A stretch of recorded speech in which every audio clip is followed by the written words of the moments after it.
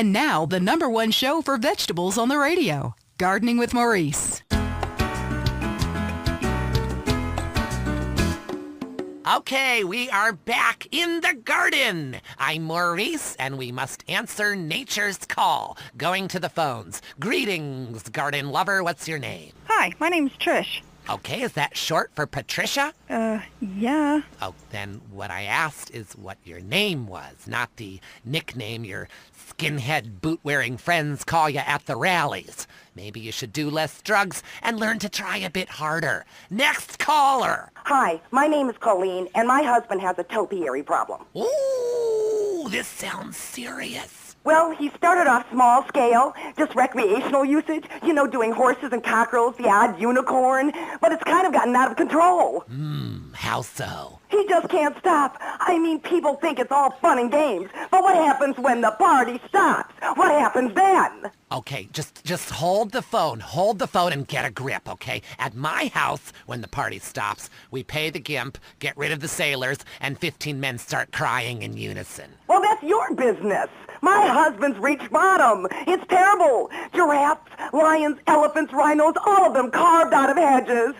Penguins, dogs, velociraptors, you name it, he's made a leafy version. What could be more natural than a man trimming a hedge into the shape of an animal? Very therapeutic. Makes a man feel like a god. When you can twist nature to your own perverse entertainment, then you know we've won. Eat me, Darwin. But now he's trimming bushes into a spaceship, a rocket, and a lance. He runs around with hedge clippers and screams, "Trim that bush!" at our neighbors.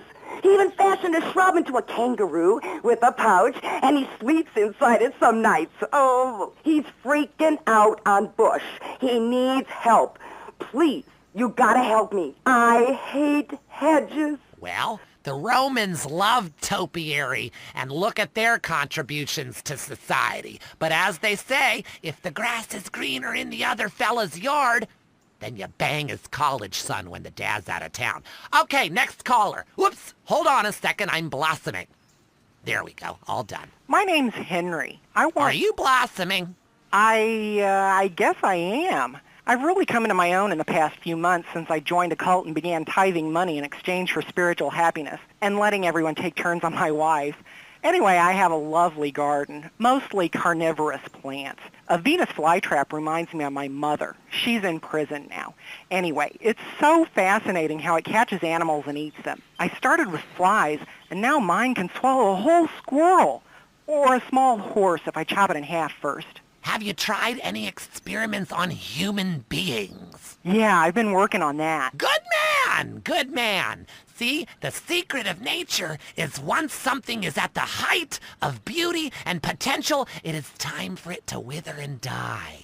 A bit like the British Empire. Because look at that whole place withering and dying right before our eyes. It's run by a queen. And if she had a pistol, she'd be the king.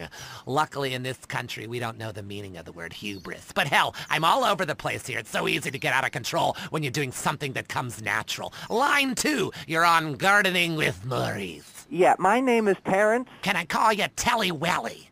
Sure, I guess. I'm growing flowers, but sometimes I get really angry and fly off the handle, commit herbicide. I don't mean to. I say, "I didn't mean it, baby. You'll be all right."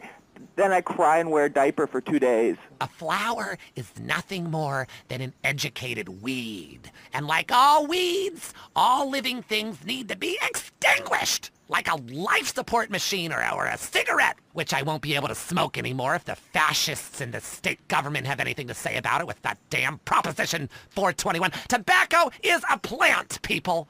And if it comes out of the ground, we should be able to smoke it, like coal and opium. Next caller. Yeah, I got a question. Why is everybody on the radio named Maurice?